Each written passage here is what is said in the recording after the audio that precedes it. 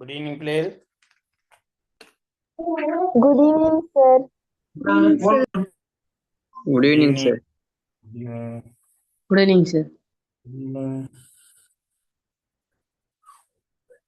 இன்னைக்கு நாங்க பார்க்க இருக்கிறது தாவரக்களம் விலங்குக்களம் பார்க்கணும் இல்லையா? உராயும் முடிச்சிட்டோம் தானே? சார். உராயு முடிஞ்சு இப்போ இதான் எங்களோட முதலாம் தவணையோட இறுதி பாடம். சரிண்டா? இப்போ நாங்க 2ஆம் தவணை என்ன 6வது பாடம் கிட்டத்தட்ட 7-8க்குள்ள நிக்கணும். பரவாயில்லை, முடிச்சுட்டு போவோம்.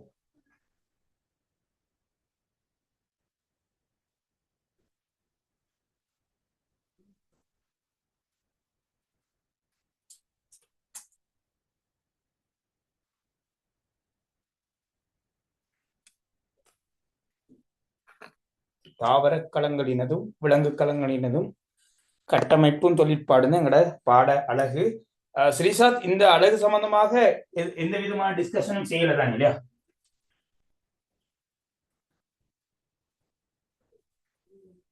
கடந்த கிளாஸ்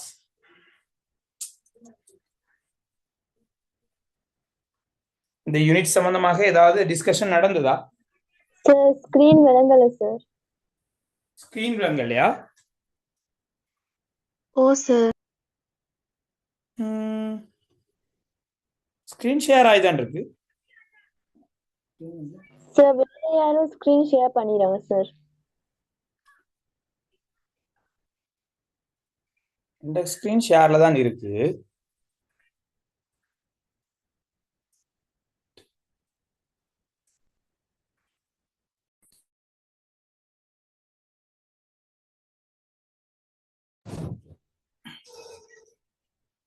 ஓகே, நாங்கள் ஸ்டார்ட் பண்ணலாம். உங்களுடைய பாடத்தலைப்பு தாவரக்களங்களினதும் விலங்கு களங்களினதும் கட்டமைப்பும் தொழிற்பாடு. ஒரு முக்கியமான பாடப்பரப்பு. சரியாக பார்த்துக் கொள்வோம்.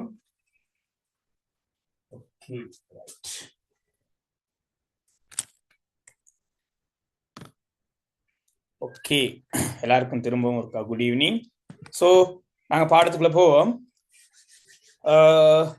ஸ்கூல்ல அந்த பாடம் டிஸ்கஸ் பண்ணவங்க யாரும் இருக்கிறீங்களா? படிச்சவங்க யாரும் இருக்கிறீங்களா?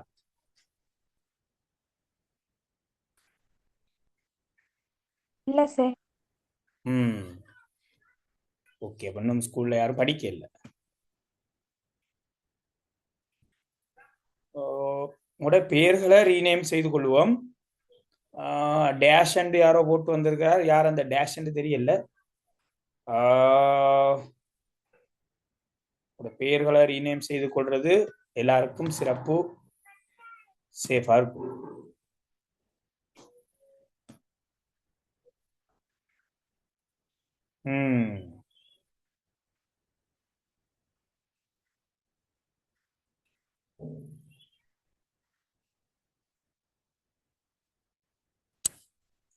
பிளேல்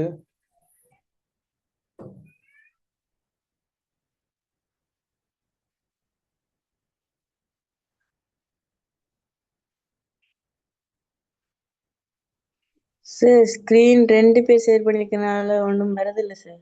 அதான் ஸ்ரீசாத், அதான் எனக்கு செட் பாக்ஸ்ல ஒன்று வந்திருக்கு. அதான் ஸ்ரீசாத் பார்த்தது என்ன நடக்குதுன்னு பார்த்தேன். Okay, Warren who is this culprit? யார் அந்த கல்பிரிட் என்று தேடுவோம். யாரும் ஷேர் செய்யவில்லை, நான் மட்டும்தான் ஷேர் பண்ணிருக்கிறேன். டேஷ் என்பவர் யார் என்று தெரியுமா? ஓகே, இப்போ என்ன மாதிரி என்னோட ஸ்கிரீன் வருதா? ஓகே, அதான் யாரோ ஒருத்தர் பேர் இல்லாம வந்திருந்தார். ஓகே, செய்ய வழியில ஆள தூக்கியாச்சு. ஓகே, யாரோ அந்த மாதிரியான சம்பவங்கள் அடிக்கடி நடந்துட்டு இருக்குங்கட. ஆன்லைன் கிளாஸினூடாக வீணா ஜாயின் பண்ணி சும்மா குழப்பிக் கொண்டு இருக்கிறார்கள் யார் இருக்கிறாங்க. அப்படி இருந்தா உடனடியாக அறிவிங்க. ஓகே, சோ களம் சம்பந்தமாக என்ன தெரியும் எங்களுக்கு? ஏதாவது தெரிஞ்சதை சொன்னீங்கன்னா டீட்டெயிலா பேசிட்டு போயில. மிக முக்கியமான பாடம் மனித உடலின் ஆக்க அலகு. ஆக்க அலகு, எஸ், குட். மிகச்சிறிய கட்டமைப்பு அலகு. மிகச்சிறிய கட்டமைப்பு. ஓம்.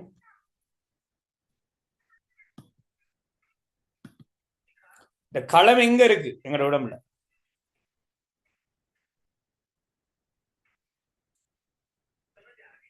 இந்த களம் என்றது எங்களோட உடல்ல எங்க இருக்கு? சின்னது சரி, எங்களோட ஆக்களகு சரி, எங்க இருக்கு?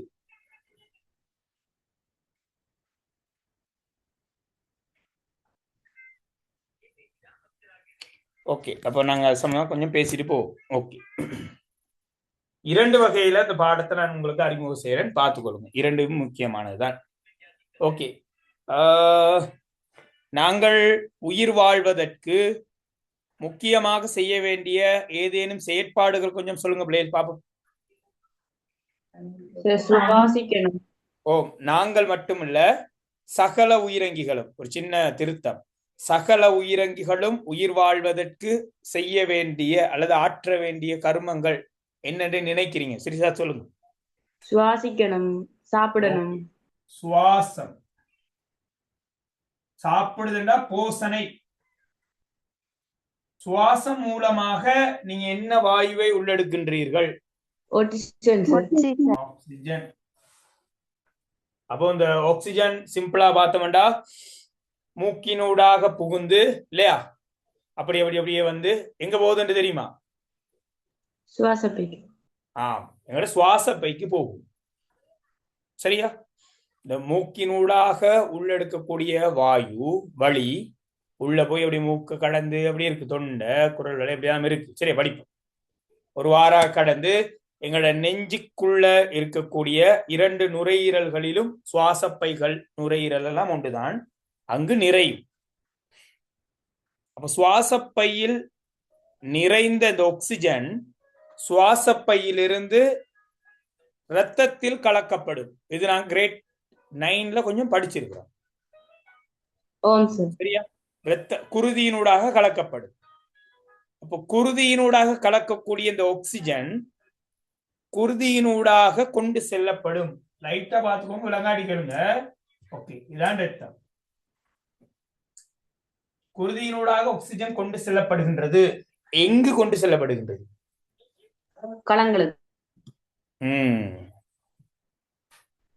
என்கிட்ட நோமலா சொன்னா உடல் முழுக்க என்று சொல்லுவீங்க.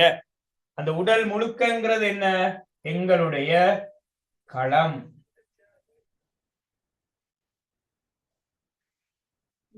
அப்ப நீங்க ஒவ்வொரு நொடி பொழுதிலும் சுவாசித்துக் கொண்டிருக்கக்கூடிய ஆக்சிஜன் வாயு களங்களுக்கு கொண்டு செல்லப்படுகின்றது.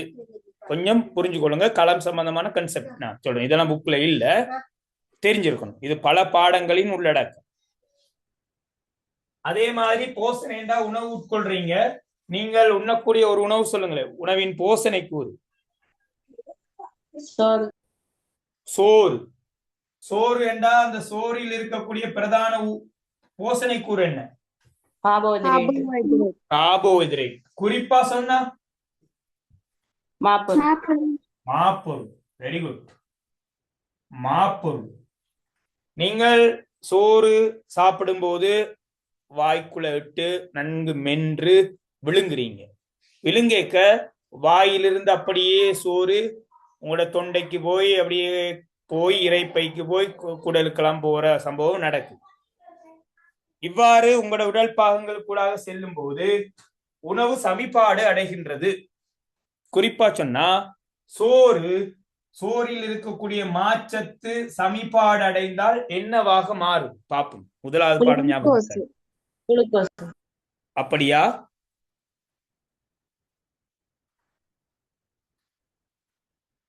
இறுதியாக குளுக்கோஸ் தான். அது சரி. இடையில ஒரு விலை பொருள் வரும். Very good, maltose. லெவனாக்கள் இருந்தா சொல்லிக் கொடுங்க. இப்ப லெவனாக்கள் அநேகமா இந்த பாடம் படிச்சிட்டு இருப்பாங்க இப்போ. அப்ப மாப்பொருள் மோல்டோஸா மாறி மோல்டோஸ் குளுக்கோஸாக மாறி இந்த குருதியினூடாக களங்களுக்கு போகும்.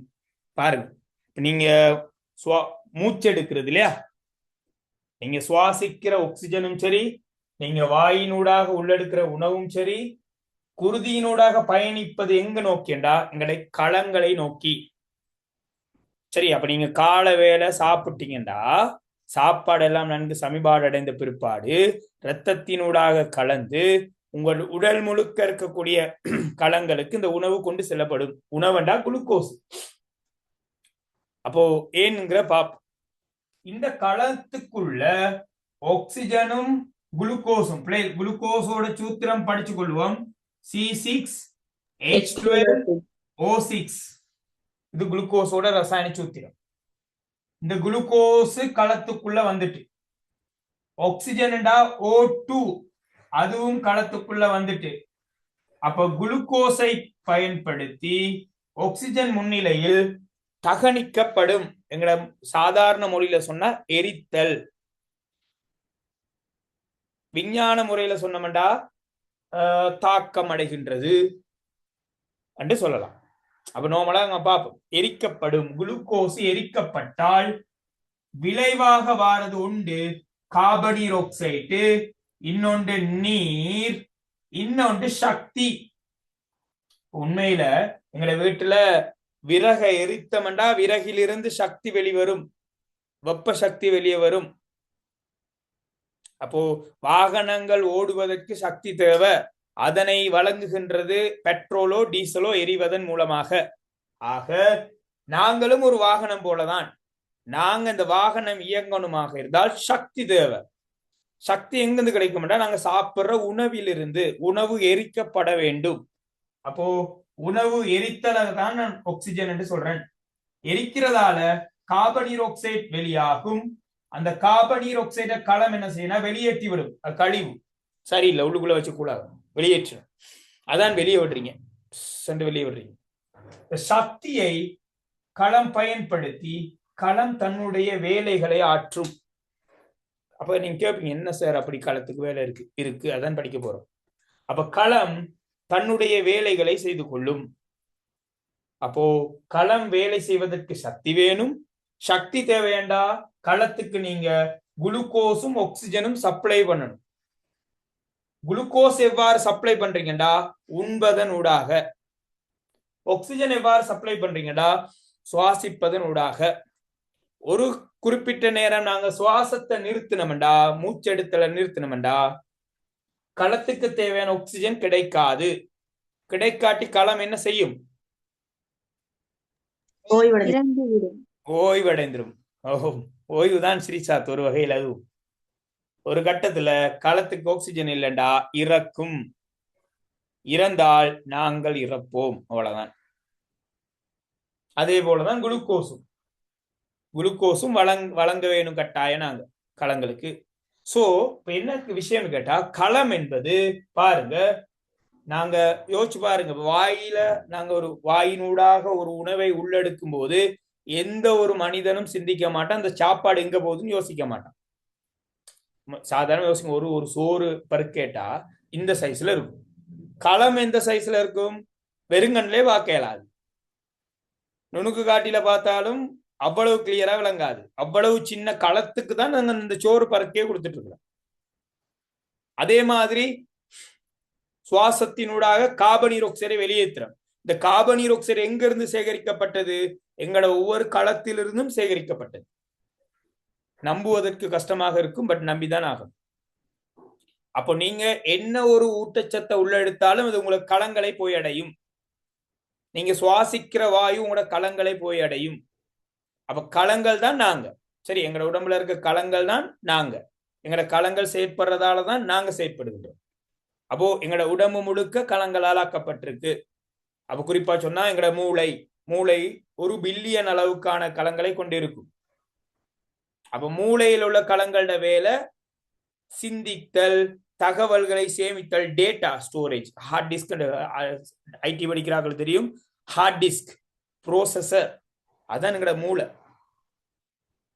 அப்ப நிறைய நாங்க கற்று மூளையில் உள்ள களங்கள்ல சேவ் பண்ணணும். நிறைய தகவல்களை அப்படி ஸ்டோர் பண்ணணும். கண்ணில் இருக்கக்கூடிய களங்களோட வேலை போட்டோ எடுக்கிறது. நாங்க கிரேட் 9ல படிச்சிருக்கிறோம். கோல் களம், கூம்பு களம் லைட்டா படிச்சிருப்போம் கிரேட் 9. சோ அந்த கண்ணில் இருக்கக்கூடிய களங்களோட வேலை பார்த்தல், அது மட்டும்தான் அதோட வேலை. இப்ப நாக்கில் இருக்கக்கூடிய களங்களோட வேலை டேஸ்ட், சுவையை அறிதல். இவ்வாறு எங்களோட உடம்பு முழுக்க களங்கள் காணப்படுகின்றது. இந்த களங்களுக்காகத்தான் நாங்க சாப்பிட்டுட்டு இருக்கிறோம். அப்ப உண்ணும் உணவு களங்களை அடைகின்றது, களங்களில் உணவு எரிக்கப்பட்டு சக்தியாக மாற்றப்படும், களம் வேலை செய்யும், களம் வேலை செஞ்சா நீங்க வேலை செய்வீங்க. இப்ப நான் உங்களுக்கு முன்னாடி நின்று பேசி கொண்டிருக்கிறேன், என்னுடைய மூளை சிந்தித்து கொண்டிருக்கு, என் கண் பார்க்குது, காது கேட்குது, என் உடல் அசைவு நடக்குது, உள்ளுக்குள்ள எனக்கு ஹார்ட் துடிச்சு கொண்டிருக்கு, உடல் முழுக்க ரத்தோட்டம் நடக்குது, இப்படி என் உடம்புக்குள்ள எல்லா வேலைகளும் நடந்துட்டு இருக்கு. ஸோ இந்த வேலையெல்லாம் யார் செய்யறாருண்டா, என்னுடைய உடலில் இருக்கக்கூடிய கிட்டத்தட்ட 40-50 ட்ரில்லியன் களங்களாக இருக்கும். நான் சொன்ன இந்த களம் சம்பந்தமான ஒரு அடிப்படை விளங்குனதோ தெரியல. விளங்கிடுச்சு. அதே போல இன்னொரு உதாரணம் பத்தி பேசுவோம். இப்ப நீங்க யோசிக்கலாம், என்ன இப்படி எல்லாம் ஏன் பேசுறாரு, இதெல்லாம் எதுக்குண்டு. உங்களோட ஓடுவல் இது 2 விடயத்துக்காக சொல்லப்படுது. ஒன்று, களம் பற்றிய புரிதல் உங்களுக்கு தெரியணும் உண்டு. இன்னொன்று, ஓடுவல் எக்ஸாம்ல கேள்விகள் வரைக்க இவ்வாறு கனெக்ட் பண்ணி தான் கேள்விகள் உருவாக்கப்படுது. ஸோ இந்த மாதிரி படிச்சா உங்களுக்கு அந்த கேள்விகள் ஹேண்டில் பண்றது ரொம்ப ஈஸியாக இருக்கும். ஓகே, இன்னொரு விஷயம் பார்ப்போம். இதுவும் எங்களோட பாடப்பரப்புல உள்ள விஷயம் தான், எங்களோட பகுதி 2 புத்தகத்துல இருக்கு. என்ன விஷயம்னு கேட்டா, இனப்பெருக்கம். அதாவது இப்ப நாங்க உருவாகுனது. ஓகே, நாங்க எங்க இருந்து உருவானோம் தெரியுமா யாருக்காவது? சொல்லுங்க. வானரத்தில். வானரம். அப்பா, ஏஞ்சல், வெல்டன். வானரத்திலிருந்து உருவானோம். கிரேட் 9ல உள்ளது படிச்ச ஞாபகம் இருக்கு. குட். நான் எங்கிருந்து உருவானேன்?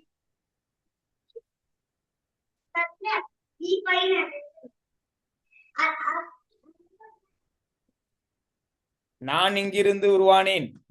நீங்கள் எங்கிருந்து உருவானீர்கள்? கருவிலிருந்து. இல்மா, வெரி குட். கரு எங்க இருக்கும்? வயிற்றுக்குள்ள. ஓகே, குட், நல்லது. நாங்கள் எல்லோரும் வீட்டு இருந்த இடம் தாயோட கருவறை, கருப்பை. நீங்கள், நான் எல்லாரும் உருவானது தாயோட கருவறையில், கருப்பையில். ஓம். இந்த கருப்பைக்குள்ள நாங்க எப்படி வந்தோம்னு கேட்டா, கருப்பையில் உருவாகக்கூடிய ஒரு விசேஷத்துவமான ஒரு களத்துக்கு பெயர் முட்டை அல்லது சூல்.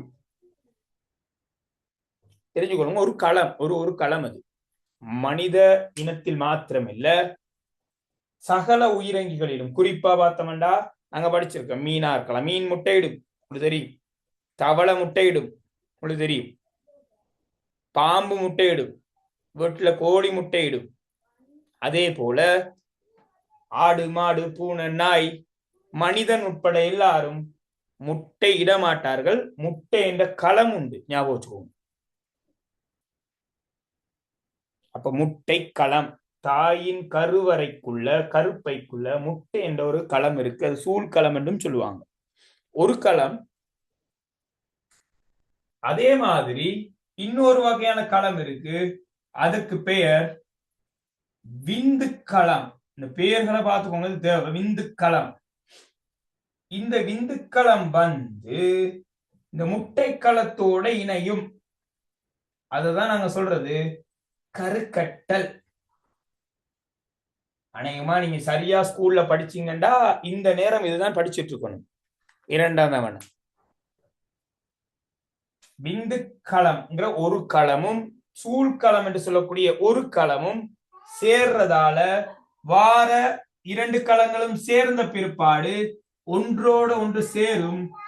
இவ்வாறு ஒரு களம் உருவாகும். அதுக்கு பெயர் நுகம். சும்மா லைட்டா பாருங்க, ரொம்ப ஆழமா பார்க்க தேவையில்லை. அப்ப தாயோட கருவறையில இருக்கிற முட்டை சூழ்களம், விந்துக்களம் சேர்ந்து உருவாகிற ஒரு களத்துக்கு பெயர் நுகம் என்ற ஒரு களம். அதான் எங்களுடைய முதல் நாள்.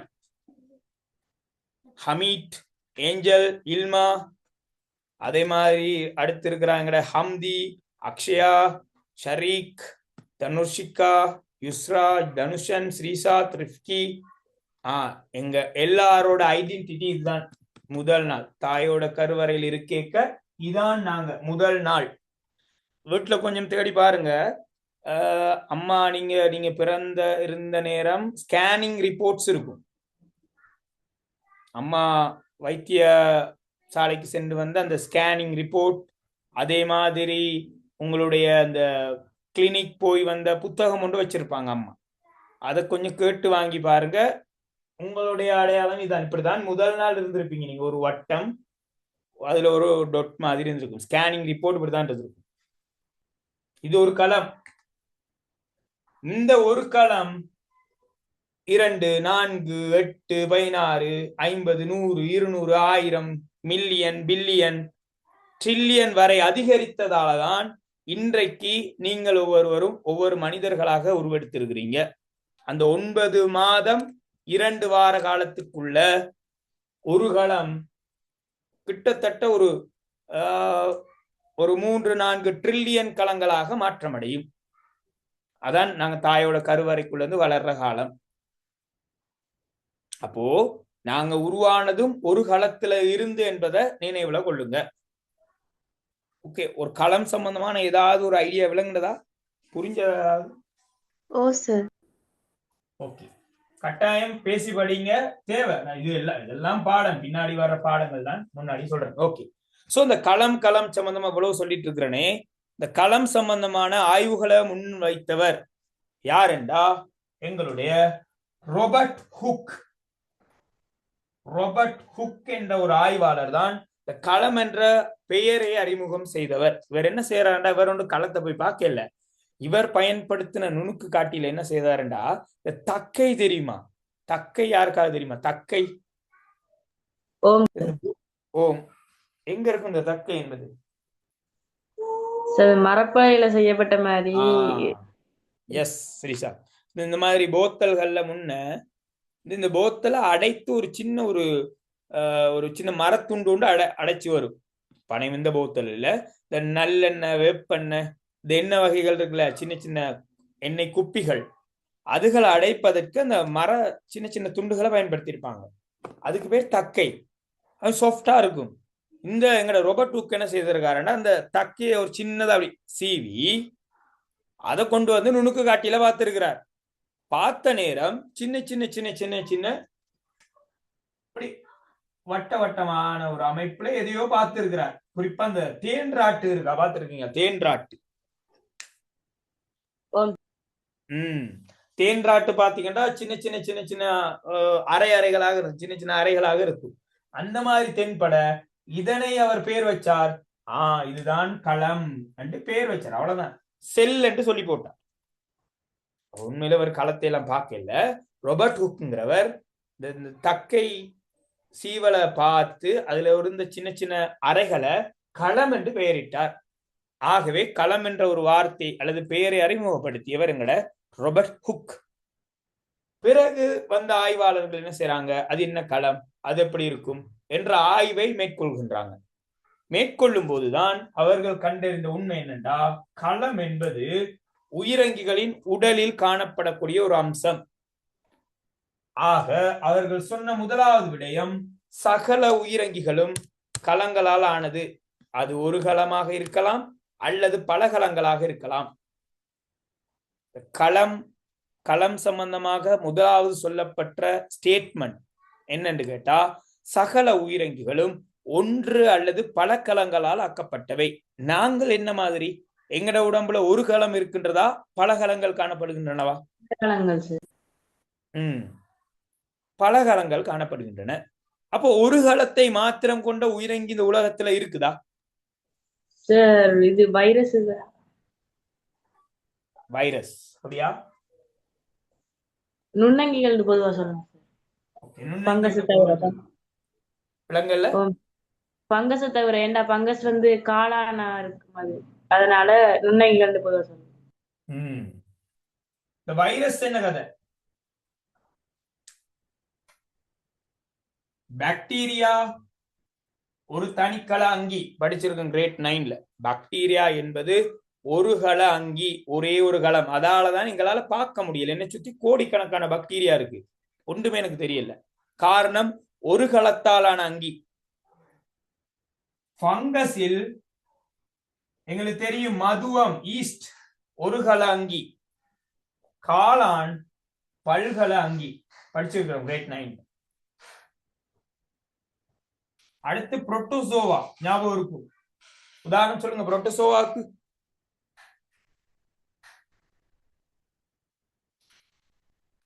ஞாபகம் இல்ல, மறந்தாச்சு. Great 9 protozoa. Amoeba, paramecium, euglena, plasmodium. கொஞ்சம் திருப்பி ரெஃபர் பண்ணிக்கோங்க. பார்ட் 2ல புத்தகத்து முதல் பாடம் இதுதான் 10ல. அப்போ புரோட்டோசோவா, அமீபா, பரமீசியம் என்பன ஒருகல அங்கிகள். அடுத்து அல்கா. அல்காவுல பல்கலமும் இருக்கு, ஒரு கலமும் இருக்கு. ஆக இந்த பாக்டீரியாக்கள், மதுவம், அமீபா போன்ற அங்கிகள் தனிக்கல அங்கிகள். தனிக்கலம் என்றா ஒரு கலத்தாலான அங்கி. இந்த வைரஸ் சம்பந்தமா என்ன தெரியும் பாப்போம். உயிருள்ள உயிரற்ற இயல்புகளை காட்டும். உயிருள்ள உயிரற்ற இயல்புகளை காட்டக்கூடியது. ஏன், என்ன காரணம்?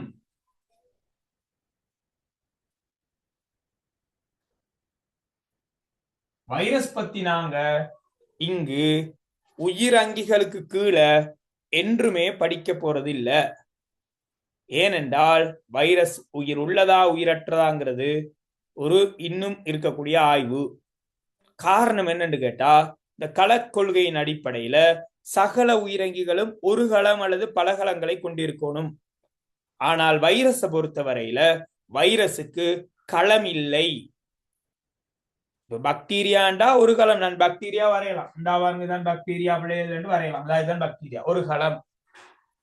மதுவமும் நாங்க கிரேட் 8ல எல்லாம் படிச்சிருக்கிறோம், அதுதான் ஒரு களம். அதே மாதிரி அமீபா வரையலாம். இந்த இருக்கு அமீபா பிள்ளைகள் பாருங்க, மூவ் பண்ணிட்டு போகுதுன்னு காட்டலாம், ஒரு களம். நான் உயிரங்கி என்ற உடம்புல கோடிக்கணக்கான களங்கள் இருக்குது என்று சொல்ல முடியும். ஆனால் வைரஸுக்கு ஒரு களமே கிடையாது, களம் இல்ல. ஆகவே வைரஸ் உயிர் உள்ளதா உயிரற்றதாண்டு தெரியவில்லை. ஆக வைரஸை நாங்க எங்கேயும் உயிரங்கிகளுக்கு தனிப்பட்ட ரீதியில படிக்கிறது இல்ல. 10ல நீங்க படிக்க மாட்டீங்க, வைரஸ் பத்தி தனியாக படிப்பீங்க. அப்போ சொல்லப்படக்கூடிய விஷயம் என்னன்னு கேட்டா, சகல உயிரங்கிகளும் ஒன்று அல்லது பல களங்களை கொண்டது. அப்போ ஒரு களத்தாலான அங்கியை நாங்க தனிக்கலங்கி என்று சொல்லுவோம், பல களங்களை கொண்ட அங்கியை பல்கலங்கி என்று சொல்லுவோம். அவ தனிக்கலங்கி என்ன? பாக்டீரியா, மதுவம், இந்த என்ன சொல்றது, அமீபா, யூக்ளினா, பரமீசியம், இதுகளெல்லாம் தனிக்கலங்கிகள். பல்கலங்கி உங்களுக்கு தெரியும், சகல தாவரங்களும் வரும், சகல விலங்குகளும் வரும், அந்த காளான், இதுகள்லாம் பல்கலங்கில வரப்போகுது. முதலாவது கூற்று. இரண்டாவது விடயம் என்னன்னு கேட்டா, ஒரு உயிரங்கியின் கட்டமைப்பினதும் தொழிற்பாட்டினதும் அடிப்படை அலகு களமாகும். அப்படின்ற என்ன அர்த்தம்னா, ஒரு அங்கியின் கட்டமைப்புண்டா எந்த உடம்பு எதால உருவாக்கப்பட்டிருக்கு? களங்களால் உருவாக்கப்பட்டிருக்கு. இப்ப நான் நிக்கிறேனே, இந்த வீடு வந்து இந்த வீடு கட்டமைப்பலகு என்ன பாப்போம். உங்களோட வீட்டின் கட்டமைப்பலகு சரிசா சொல்லுங்க. செங்கல். செங்கல் அல்லது பிளாக் ஸ்டோனா இருக்கும், இல்ல கருங்கல்லா இருக்கும் இல்லையா? விட்ட பொருள் அது சுட்ட செங்கலா இருக்கும். அவ செங்கல் தான் கட்டமைப்பலகு. அந்த மாதிரி எங்க உடம்புண்ட கட்டமைப்பு என்ன? களம். இரண்டாவது தொழிற்பாடு நான் சொன்னனே, இப்ப நான் சாப்பிட்டு இருக்கேன் யாருக்காக? என்னுடைய களத்துக்காக. நான் சாப்பிடுறது களத்துக்கு போகும், களம் வேலை செய்யும், களம் வேலை செஞ்சா நான் வேலை செய்வேன். ஒரு நாள் என்னுடைய உடல்ல உள்ள களம் இறக்கும், நான் இறப்பேன், அவ்வளவுதான். அதான் தொழிற்பாடு, செயற்பாடு. ஆக அங்கியின் கட்டமைப்பினதும் தொழிற்பாட்டினதும் அடிப்படை அலகு களம். மூன்றாவது கூற்று என்னடா, முன்னர் காணப்பட்ட களங்களில் இருந்து புதிய களம் உருவாகும். நான் சொன்ன ஏற்கனவே, தாயோட கருவறையில் இருந்த நேரம் நாங்கள் இப்படி ஒரு களம், அடுத்த நாள் இந்த மாதிரியான பல களங்கள் இதிலிருந்து உருவாயிருக்கு. பிறகு அந்த இருக்க களத்திலிருந்து அடுத்த ஒரு பல களங்கள் உருவாகி இருக்கு. இதை பத்தி படிக்க இருக்கிறோம் பாடத்துல. அப்ப ஒரு களம் பல்கி பெருகும், அதான் முன்பு இருந்த களங்கள் இருந்து புதிய களங்கள் உருவாகுங்கிற கூற்று. சோ இந்த மூன்று விஷயமும் உள்ளடக்கினதுதான் களக்கொள்கை. இந்த களக்கொள்கையை சொன்ன பெருமை ஸ்லைடன் என்ற ஒரு ஆய்வாளருக்கும், ஸ்லைடன் சுவான் என்ற ஆய்வாளருக்கும் வர்ச்சோ என்ற ஆய்வாளரையும் சாரும். இந்த பெயர்கள் கட்டாயம் நாங்க தெரிஞ்சு கொள்ள வேண்டிய பெயர்கள். களக்கொள்கையை முன்வைத்தவர்கள் ஸ்லைடன், ஸ்வான், ருடோல்ஃப் வர்ச்சோ. கொஞ்சம் நீங்க பாட புத்தகத்துல பார்த்துக்கொள்ளலாம். களம் என்ற பெயரை சொன்னவர் ராபர்ட் ஹூக். களக்கொள்கையை முன்வைத்தவர்கள் ருடோல்ஃப் வர்ச்சோ, தியோடர் ஸ்வான், அடுத்து ஸ்லைடன். நாங்க ஷார்ட்டா பார்த்துக்கலாம். வர்ச்சோ, ஸ்லைடன், ஸ்வான் என்று ஞாபகம் வச்சுக்கொள்ளலாம். இந்த மூவரும் சேர்ந்து களக்கொள்கையை முன்வைத்து இருக்கிறாங்க. களக்கொள்கை என்ன சொல்லுது? ஒரு உயிரங்கி ஒரு களம் அல்லது பல களங்களால் ஆனது. ஒரு அங்கியின் கட்டமைப்போன் தொழிற்பாட்டின் அடிப்படையிலகு களம். முன்னர் இருந்த களங்களிலிருந்து புதிய களங்கள் உருவாகும். இந்த 3 கூற்றும் சொல்லப்படுது. அப்ப களம் களம் என்று பேசிட்டு இருக்கமே, இந்த களம் எப்படி இருக்கும், எங்க இருக்கும், எவ்வாறு அதை காணலாம் என்று கேட்டா, ஏன் எங்கட உடம்புல இருக்கே, அதை நாங்கள் காண முடியும். இதனை காண்பது வெறுங்கண்ணால காண கஷ்டம். ஆகவே நுணுக்கு காட்டியை பயன்படுத்தலாம். எங்கட ஸ்கூல்ல இருக்கக்கூடிய நுணுக்கு காட்டிகள் உங்களுக்கு தெரியும், கூட்டு நுணுக்கு காட்டி அல்லது ஒளி நுணுக்கு காட்டி. அதால காண்பது என்பது ஓகே காணலாம், பட் அவ்வளவு எஃபெக்டிவா இருக்காது. அதை விட சிறந்தது இலத்திரன் நுணுக்கு காட்டி. இலத்திரன் நுணுக்கு காட்டி எங்கட பெரும்பாலும் எங்கட பாடசாலைகள்ல பெரும்பாலும் ஆய்வகங்கள்ல இருக்கிறது இல்ல. ஆகவே நாங்க எவ்வாறு ஒரு ஒளி நுணுக்கு காட்டியில் ஒரு களத்தை காணலாம் என்பதை நாங்கள் பார்ப்போம். ஓகே, இதோட சார்ந்த ஒரு செயற்பாடை பார்க்க போறோம் பிள்ளைகள். இப்போ நாங்க கட்டாயம் செயற்பாடுகள் செய்து காட்டணும். நுணுக்கு காட்டியினூடாக செய்து காட்டுவதற்கான வாய்ப்புகள் குறைவுன்றதால நான் உங்களுக்கு இது சார்ந்த ஒரு மிக சிறந்த ஒரு வீடியோ ஒன்று ஷேர் பண்றேன். ஏற்கனவே இந்த வீடியோ ஒன்று பார்த்துருக்கோம் பிள்ளைகள் நாங்க, இல்ல இல்லையா? இல்ல சார். ரொம்ப சிறந்த ஒரு வீடியோ. ஆனால் என்ன துரதிர்ஷ்டவசம் என்றா ஆங்கில மொழி நடையில் போகும். ஆனால் பிரச்சனை இல்ல, விளங்கக்கூடிய வகையில் இருக்கும். நீங்க விளங்காத சந்தர்ப்பத்துல கேளுங்க, நான் எக்ஸ்பிளைன் பண்றேன் தமிழ்ல. ஓகே, நாங்க அந்த வீடியோ பார்த்துட்டு வருவோம். எவ்வாறு ஒரு தாவர களம் அல்லது விலங்கு களத்தை பார்க்கலாம் என்று. ஓகே,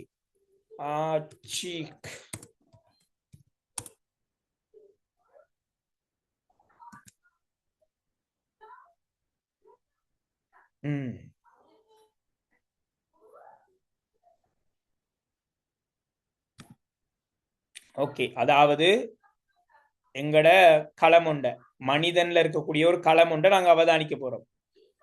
அப்ப உங்க எல்லாருக்கும் தெரியும், நாங்கள் ஒரு விலங்கு, தாவரங்களுக்கும் விலங்குகளுக்கும் பாரிய வேறுபாடு இருக்கிறது உங்க எல்லாருக்கும் தெரியும். அப்ப தாவர உடலில் இருப்பது தாவர களம், விலங்குகளின் உடலில் இருப்பது விலங்கு களம். அந்த அடிப்படையில ஒரு விலங்கு களத்தை அவதானிப்பதற்காக நாங்கள் மனிதனை தெரிவு செய்கின்றோம். இது நாங்க எங்க வீட்டில் இருக்க எந்த விலங்கையும் பாவிக்கலாம். ஆனால் பரிசோதனை நிமித்தம் எந்த ஒரு விலங்கையும் நாங்க துன்புறுத்த கூடாது. ஆகவே மனிதனான எங்கட உடல்ல இருந்து ஒரு களம் ஒன்னே நாங்க பார்க்க போறோம். அப்போ எங்கட உடம்பு முழுக்க களம் இருக்கு, பார்ப்பதுல எந்த பிரச்சனையும் இல்லை. ஆனா என்ன பிரச்சனைடா, எங்கட ஒளி நுணுக்கு காட்டில பார்க்கக்கூடிய களம் உயிர் உள்ளதாக இருக்கணும். எங்கட உடம்புல இந்த மேலால இருக்கக்கூடிய களங்கள் எல்லாம் பெரும்பாலும் இறந்த களங்களாக இருக்கும். ஏனென்றால் டெய்லி நாங்க சூரிய சூட்டுல நாங்க அலையிறோம், உடம்பு உரோஞ்சிரும். ஆகவே இந்த மேலால இருக்கிற களங்கள் உயிருள்ள களங்களாக இருப்பதற்கான வாய்ப்பு கொஞ்சம் குறைவு. ஆகவே உயிருள்ள ஒரு ஃப்ரெஷ்ஷான களத்தை பெறணும்டா உள்ளுறுப்புகள்ல இருந்து களம் எடுக்கும். அப்போ உள்ளுறுப்புண்டா உள்ளுக்குள்ள போய் இதயத்துல இருந்து எடுக்கிறதா அல்லது இறைப்பையில இருந்து எடுக்கிறாங்கிற பெரிய கேள்வி இருக்கு. ஆகவே நாங்க என்ன செய்வோம்டா, எங்கட இந்த கன்னத்துல உள்பக்கமாக கண்ணக்களம் என்று சொல்லுவோம். இந்த கண்ணத்துக்குள்ள இருந்து எடுக்கிற களம் கண்ணக்களம், உள்பக்கமாக நாங்க எடுப்போம். ஸோ அப்போ அதுக்கு அநேகமா சிலர் இருக்கிறாங்க, சில நேரம் இந்த கண்ணங்களை கடித்து கொண்டு இருப்பாங்க, சிலர் இருக்கிறாங்க, எங்கட அக்கள் இருக்காங்க. ஸோ அவங்களோட கேட்போம், சின்ன துண்டை கடிச்சுதாங்கன்னு கேட்போம். அப்போ நோ கடிக்க கூடாது. ஸோ இல்லைண்டா ஒரு சின்ன கரண்டி எடுத்து சும்மா லைட்டா அப்படி உள்ளுக்குள்ள அப்படி கரண்டியை போட்டு சும்மா அப்படி சும்மா உரோஞ்சினால் போதுமான களம் கிடைக்கும். ஓகே, இப்போ பார்ப்போம். நான் பேசிக்கொண்டு இருக்க தேவையில்லை, வீடியோவுக்கு போவோம் டிரெக்டா.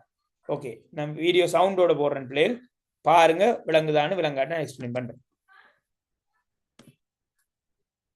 To the virtual practical classes of Manocha Academy. In today's class, we are going to prepare a temporary slide of human cheek cells. You must remember that during the preparation of this slide, you must not hurt yourself in any possible way.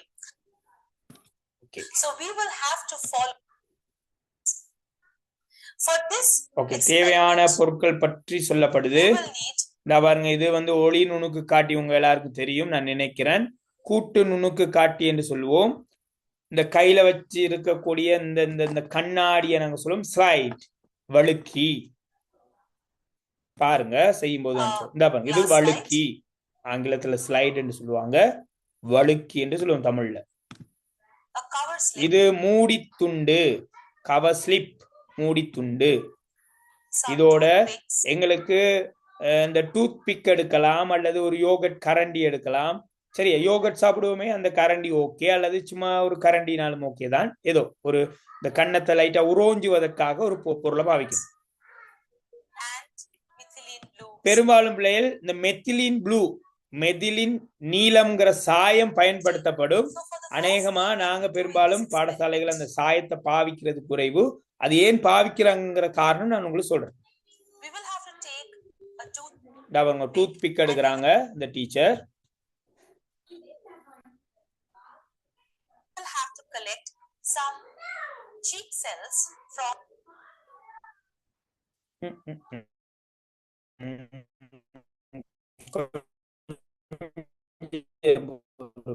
என்னோட நெட்வொர்க்ல கொஞ்சம்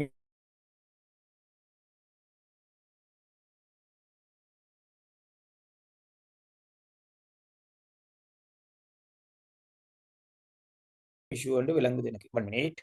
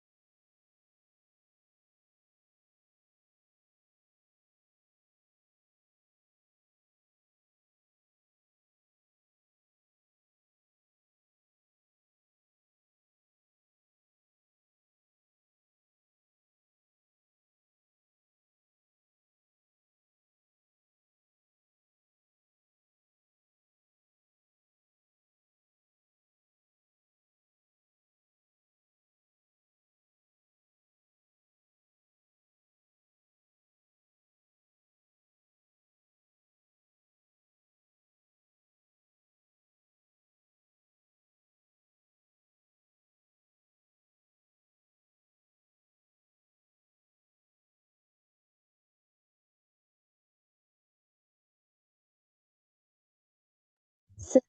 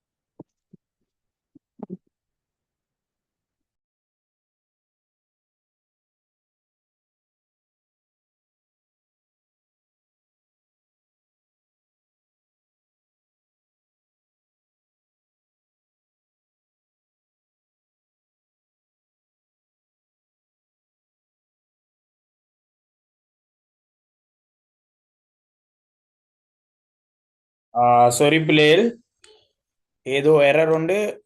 இப்ப கேக்குதா? Sorry போகுது.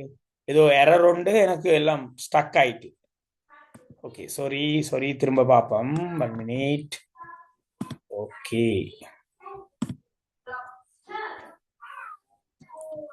பாருங்க. Okay, Be careful, do not hurt yourself, do not poke yourself, and use very gentle strokes while taking off your cheek cells. So here we go. பிள்ளைகள், video கிளியரா வருதா உங்களுக்கு?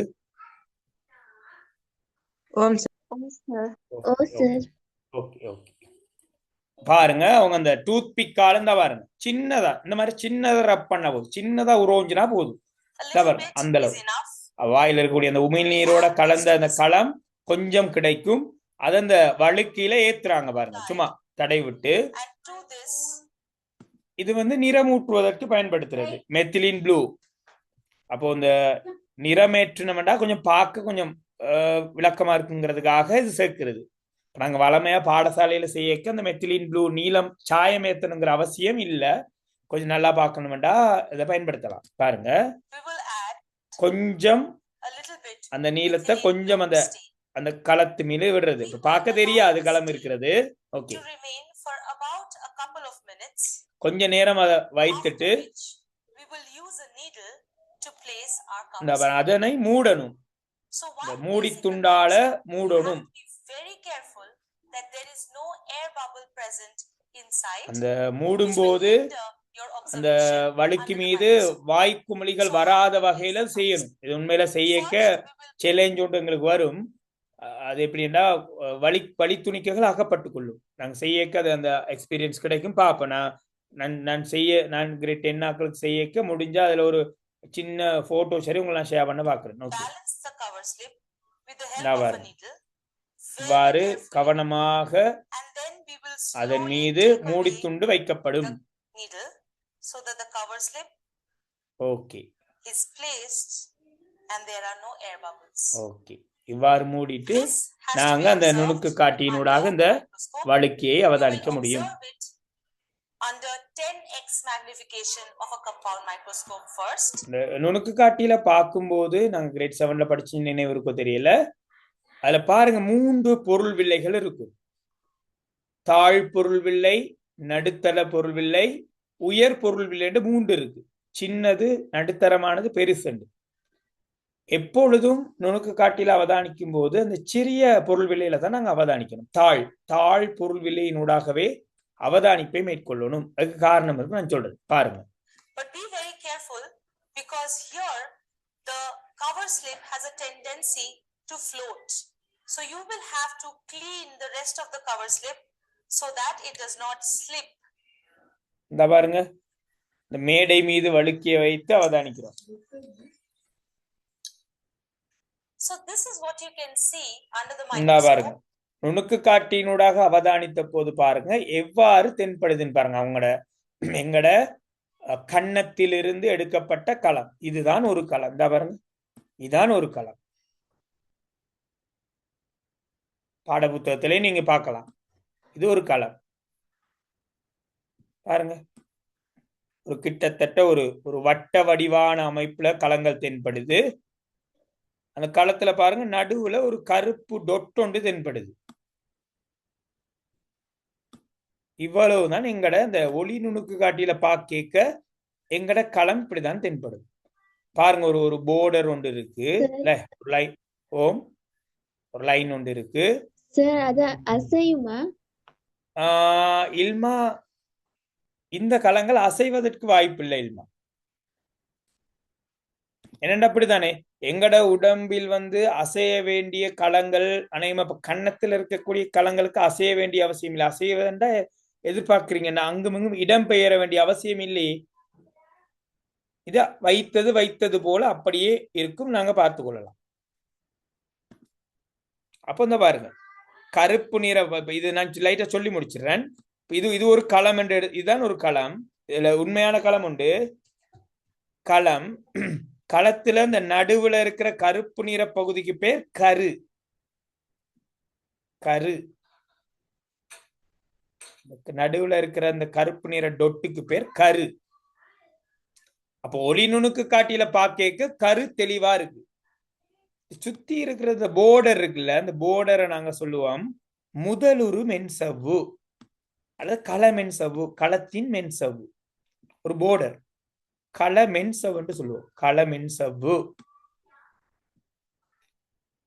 இந்த பரப்பு இருக்குல்ல பாருங்க பிள்ளைகள், பரப்பு, இந்த பரப்பு, இந்த கருத்தாண்டி இந்த வட்ட பரப்பை நாங்க சொல்லுவோம் குளிய உரு.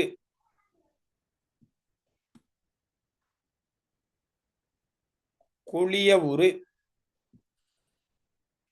உண்மையில இதுல பாக்க இப்படி தென்படுது. ஒரு களத்தை நீங்க இன்னும் டீட்டெயிலா ஜூம் பண்ணி அவதானிப்பீங்களாக இருந்தா, கரு நடுவ கருப்பா இருக்க, களமென்சவ்வு போர்டராக இருக்க, இந்த முதலுரு ஜெலி போல இருக்கும். இந்த முட்டை இருக்கு இல்லையா, முட்டை, நான் ஆரம்பத்திலே உங்களுக்கு சொன்னது களத்தை வெறுங்கல்ல பார்க்கல, அது அப்படி எப்படியெல்லாம் சொல்லியிருந்தேன். உண்மையில சில களங்களை வெறுங்கண்ணால பார்க்க முடியும். அப்படி பார்க்கக்கூடிய ஒரு மிகப்பெரிய களம் எதுன்னா முட்டை. கோழி முட்டை, புறா முட்டை இருக்குதானே, காகத்தின் முட்டை, எங்களுக்கு நல்லா வழக்கம் கோழி முட்டை. கோழி முட்டை ஒரு களம். இப்ப நாங்க நுணுக்காட்டில பார்த்து கொண்டிருக்கோம். உண்மையில வெறுங்கண்ணால நன்கு பார்க்கக்கூடிய ஒரு களம் எதுனா முட்டை, கோழி முட்டை. முட்டையை பாருங்க பிள்ளைகள், நடுவுல ஒரு மஞ்சள் கரு இருக்கு, அதான் இது இந்த டொட். ஒரு முட்டையிட ஓட உடைச்சிட்டு உள்ள நாங்க விரலை விட்டு பார்த்தோம்னா அந்த எப்படி இருக்கும், இந்த முட்டை தொடைக்க எப்படி ஃபீல் ஆகும்? ஒரு ஜெல் மாதிரி வலுவழுப்பு, ஒரு வலுவழுப்பு தன்மை, ஒரு ஜெலி மாதிரி இருக்கும். அதான் அதுண்ட குளிய உரு. வேறு எதுவும் அந்த முட்டை களத்துக்குள்ள பார்க்க இயலாத நிலைமை இருக்கு. சோ நீங்க பாருங்க, இந்த களத்தை பார்க்க கொஞ்சம் டொட்டா ஏதோ இருக்கிற மாதிரி எல்லாம் இருக்கு. அதெல்லாம் நாங்க இனிமே பார்க்க போறோம். அந்த என்ன, அந்த டொட், இந்த கரு என்ன, இதுக்குள்ள வேற என்ன இருக்கலாம் எல்லாம் ஆராய போகின்றோம். இது ஒரு ஜஸ்ட் ஒரு ஒளி நுணுக்கு காட்டி படம். இது ஒரு மனிதனின் கண்ணக்களம். மனிதனுடைய கண்ணக்களம் பார்த்து கொண்டு இருக்கிறீங்க. இதனை எவ்வாறு தயார் செய்வது சம்பந்தமாக கொஞ்சம் பார்த்து கொள்ளுங்கள். அப்போ இது இந்த பாருங்க, இது பாட நூல்ல உள்ள விஷயம். இந்த பாருங்க இருக்கு. ஒரு எங்கட கண்ணத்துக்குள்ள ஒரு யோகட் கரண்டிய சும்மா அப்படி ரப் பண்ணிட்டு வழுக்கில அந்த இதை வைத்து மூடி துண்டால மூடிட்டு ஒளி நுணுக்கு காட்டியினூடாக அவதானிக்க இந்த பாருங்க, இது கிட்டத்தட்ட இந்த மாதிரி தானே எங்க டீச்சர் காட்டினது வருது. அப்போ இந்த கலரிங் பாருங்க, உண்மையில இந்த கலர் இல்ல, இது கிட்டத்தட்ட பாருங்க ஒரு ஊதா நிறம் மாதிரி இருக்கு. உண்மையில அப்படி கலர் இல்ல. கலர் பண்ணி பார்த்தா கொஞ்சம் நல்லா கிளியரா இருக்குமேங்கிறதுக்காக தான் அந்த மெத்திலீன் ப்ளூ, அல்லது மெதிலின் நீளம்ங்கிற சாயத்தை பயன்படுத்தணும். அது பயன்படுத்தணுங்கிற அவசியம் இல்லை. அதை பயன்படுத்தணும் என்றால் கொஞ்சம் கிளியரா இருக்கும், அவ்வளவுதான். ஓகே. சோ அடுத்து நாங்க இது மனிதனிட காணப்படக்கூடிய ஒரு விலங்கு களம் போல நாங்க அடுத்து பார்க்க வேண்டியிருக்கு ஒரு தாவர களம் எப்படி இருக்க போகுதுங்கிறத பார்க்க இருக்கிறோம். அப்ப தாவர களம் என்று சொல்லும் போது எங்களுக்கு ஒரு தாவரம் தேவை.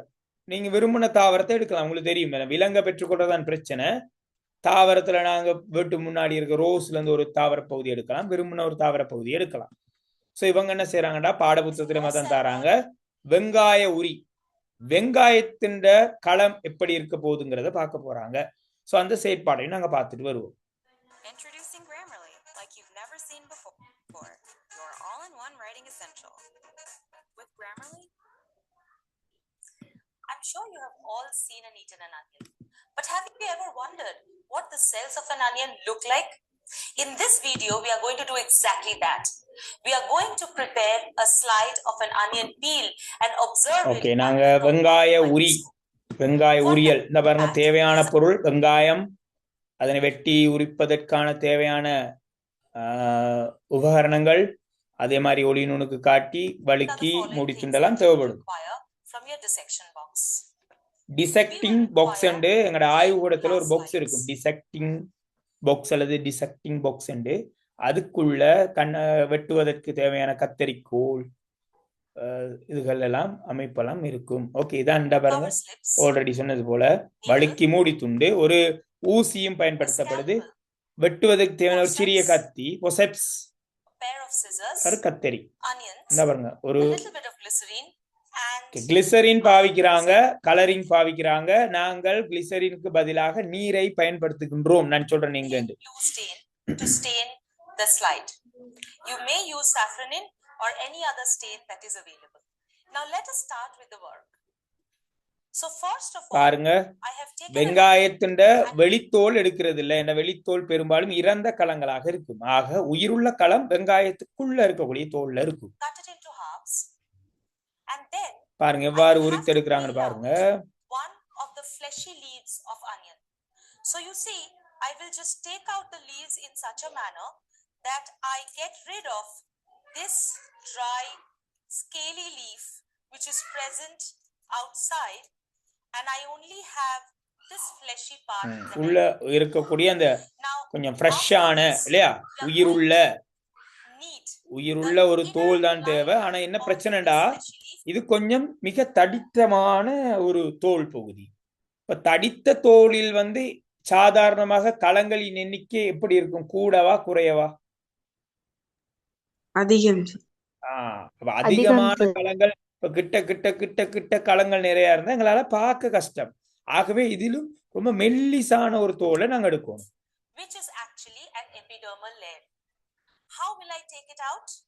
So I break this into a small portion and then with the help of a pair of forceps, I will just tease the inner lining of the onion peel with a forceps, or you can here use a scalpel, but a forceps is always very convenient.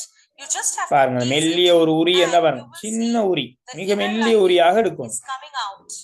இப்ப இலைகள் எல்லாம் அப்படி மெல்லிய உரி ஒன்று எடுக்கலாம். கொஞ்சம் முதிர்ந்த இலைகள்ல இருந்து உரி எடுக்கிற கஷ்டம், ஒரு இளம் இலையில இருந்து எடுக்கலாம். இந்த பாருங்க,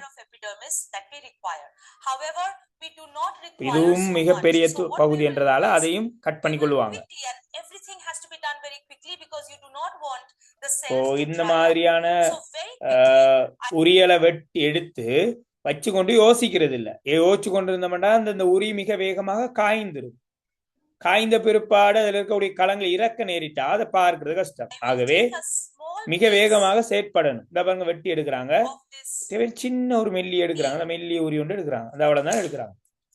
எடுத்து அதுக்கு நீர் சேர்க்கணும்.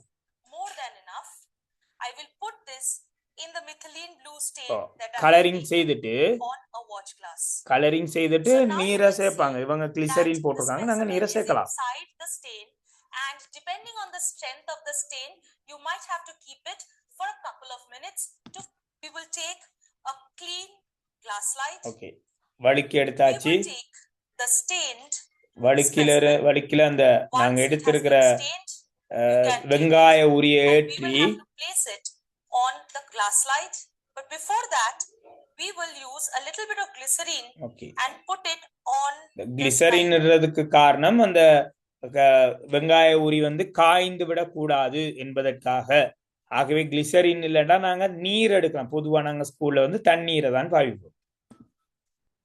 தண்ணீர் Why ஒரு are we சொட்டு using விட்டுட்டு glycerine? We are using glycerine because we do not want the specimen to dry out while we are observing it under the microscope. The glycerine will keep the specimen moist. Okay?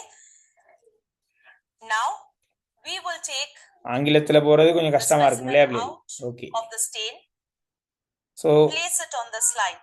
இதனை Make sure பாருங்க, that அந்த this glycerin அல்லது section நீர்ல that you have இட்டு taken does கொஞ்சம் not வளைவதற்கு So, பார்க்கும் அந்த if you இல்லையா, find அந்த அந்த that it is rolling Uri anywhere, you can வளையாதவாறு simply வைத்து hold it with your forceps அதனை and tease மூடி it with துண்டினால் the மூட needles வேண்டும். so that it is சரி, அந்த மூடி துண்டால மூடி போட்டு கவனமாக அந்த மூடும் போது அதனுள் வலி சிறைப்படாத வகையில மூடணும்.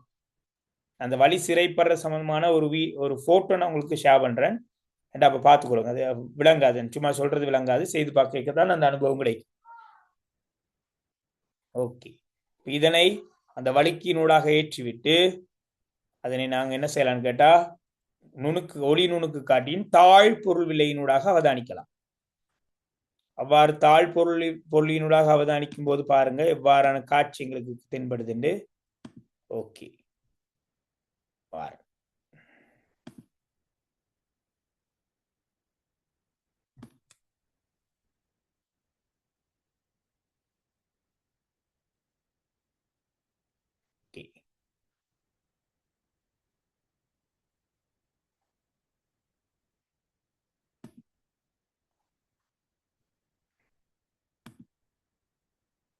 நுணுக்காட்டியினூடாக பார்க்கும்போது So here I am using a compound microscope which is low power, and in the onion peel ciliated cells, usually the epidermal cells, right down magnification. I will so Okay, here இந்த you can see நாங்க ஏற்கனவே மனிதண்ட கண்ணக்களம் பார்க்க ஒரு வட்ட வடிவான அமைப்புல காணப்பட்டது. இங்கு ஒரு என்ன வடிவத்தில் இருக்குது?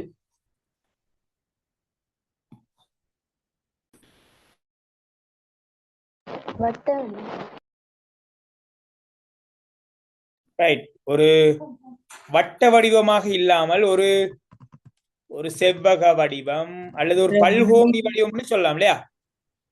அரியம் மாதிரி. அரியம் ஸ்ரீசாத், அரியம் இல்ல, ஒரு அருங்கோண வடிவம், ஐங்கோணி வடிவம், ஒரு செவ்வக வடிவம் சொல்லுவாங்க. பல்கோணி மெட்ஸ்ல சொல்லுவாங்க பல்கோணி. இல்லைண்டா சும்மா விட்டுருவோம், ஒரு செவ்வக வடிவத்துல இருந்தா செவ்வக வடிவமா இருக்கு. இது ஒவ்வொன்றுமே களங்கள் பிள்ளைகள். பாருங்க, இது ஒரு களம், இது ஒரு களம், இது ஒரு களம். எண்ணி பாருங்க எத்தனை அந்த சின்ன உரியில எத்தனை களங்கள் பார்க்கக்கூடியதாக இருக்குதுன்னு பாருங்க. அப்ப இது ஒவ்வொன்றுமே களம். களம் என்று சொல்ல இதுல ஒன்றுமே தென்படுது இல்லையே. ஸோ இந்த இடையிடையே பாருங்க, நடுவுல ஒரு சின்ன டொட் தென்படுது இல்லையா? அப்ப அதான் அது கரு. இது ஒரு தாவர களம். முதல்ல பார்த்ததுக்கும் இதுக்கும் வித்தியாசம் இருக்கு. முதல்ல பார்த்தது கொஞ்சம் கிளியரா இருந்தது, ஒரு வட்ட வடிவத்துல நடுவுல நல்ல ஒரு டார்க் ரவுண்ட் இருந்தது. பட் இங்க நடுவுல கொஞ்சம் தான் கொஞ்சம் தெரியுது இல்லையா? இது ஒரு தாவரக்களம். தாவரக்களம் என்று சொன்னா தாவரம், ஒரு வெங்காயத்துல தானே பார்த்தோம் நாங்க.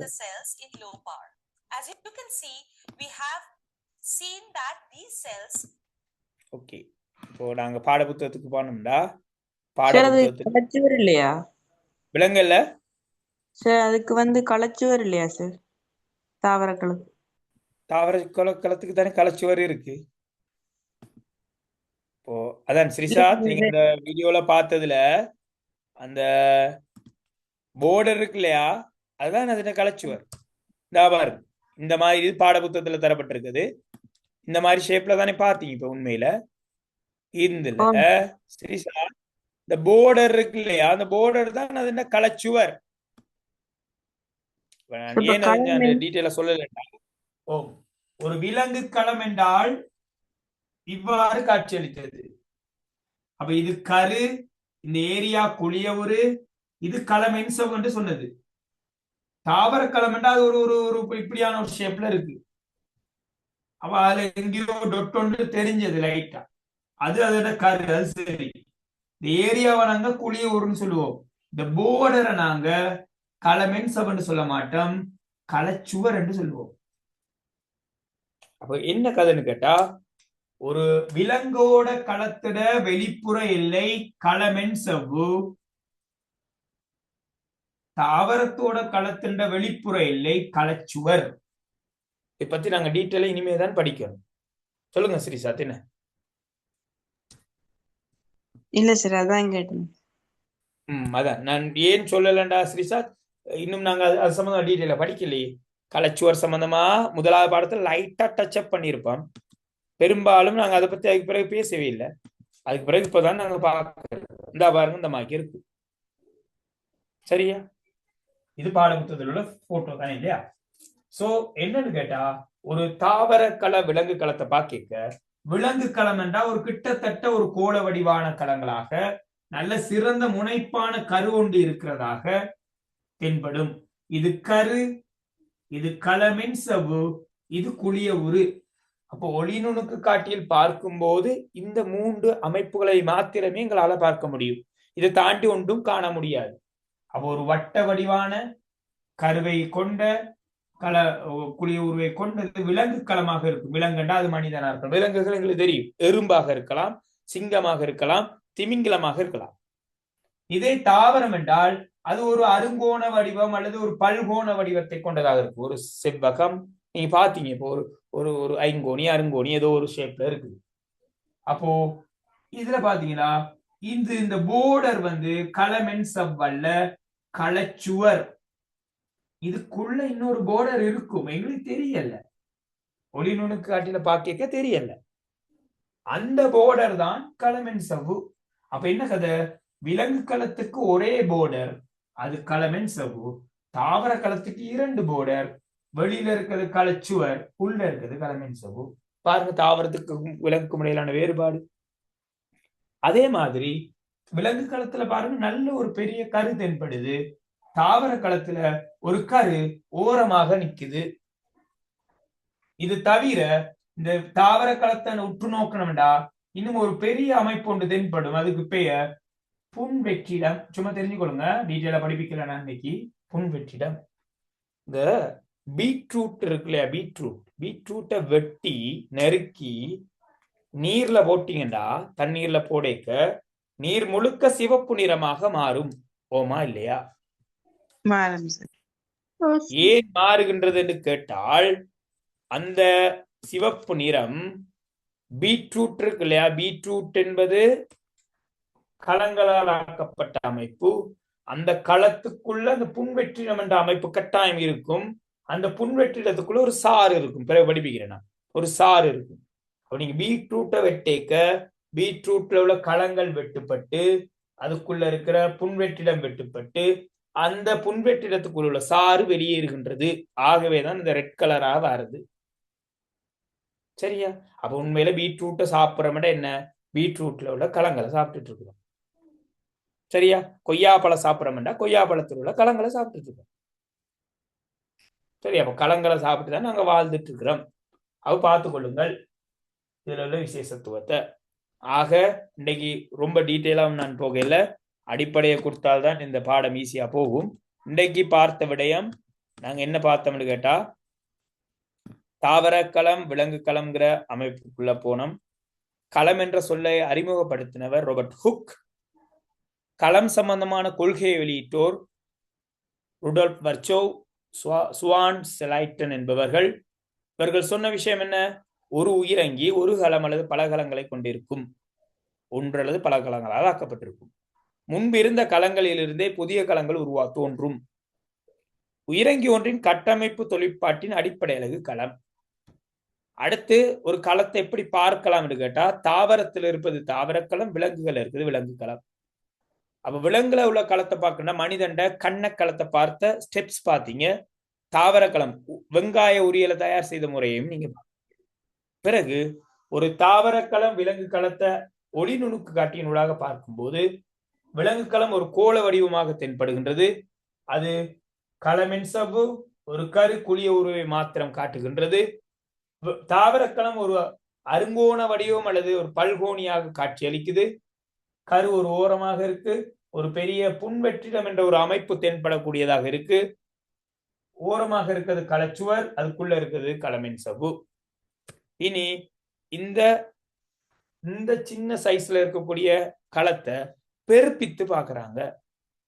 இப்போ ஒளி நுணுக்கு காட்டியில பார்த்த படங்களை இலத்திர நுணுக்கு காட்டி கொண்டு பாக்குறாங்க.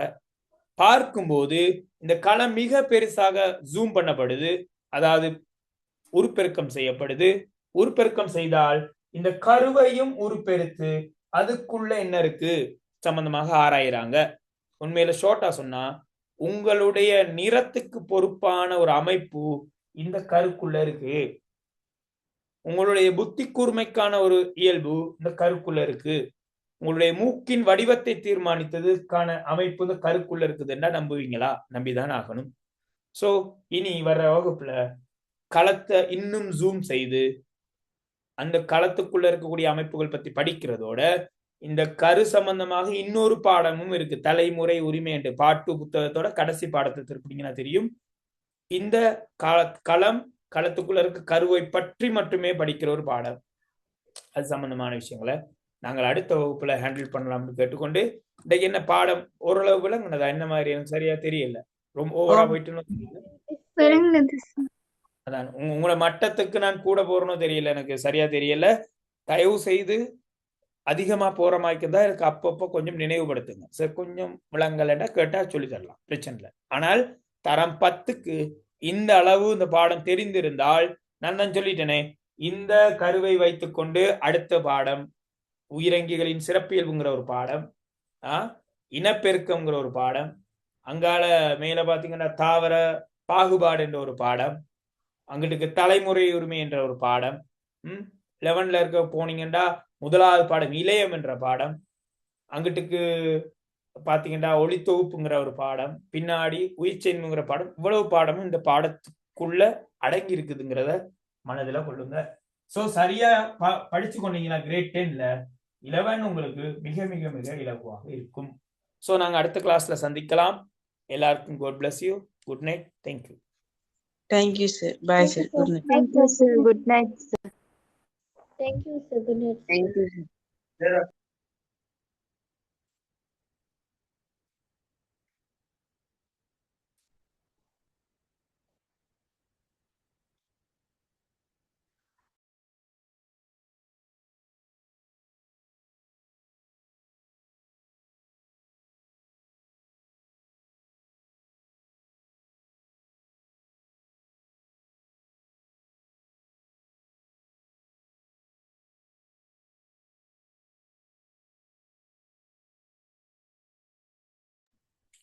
ஸ்ரீசாத், எனக்கு காஸ்ட் கொடுக்குறீங்களா ஸ்ரீசாத்?